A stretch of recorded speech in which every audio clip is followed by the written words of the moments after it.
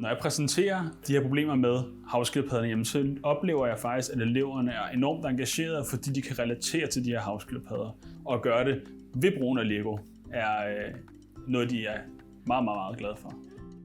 Jeg har ikke set så meget Lego før. Ikke så meget. Det er meget. Eleverne, vi har med at gøre i dag, er elever, som har læringsmæssige vanskeligheder og kort arbejdstidsudkommelse med mere. Eleverne har rigtig godt af at bygge med de Lego-klodser, som vi har siddet og bygget med nu her. Og det er rigtig godt for dem at kunne udtrykke sig kreativt, også ud fra det tema, de har fået stillet. Det kan de rigtig godt lide at bygge med. Jeg har bygget et hus til havskildpadderne.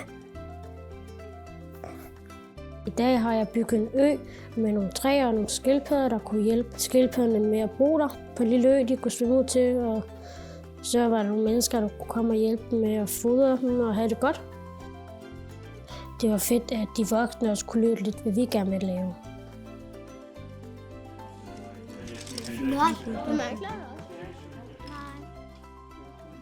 Det var sjovt. Meget sjovt.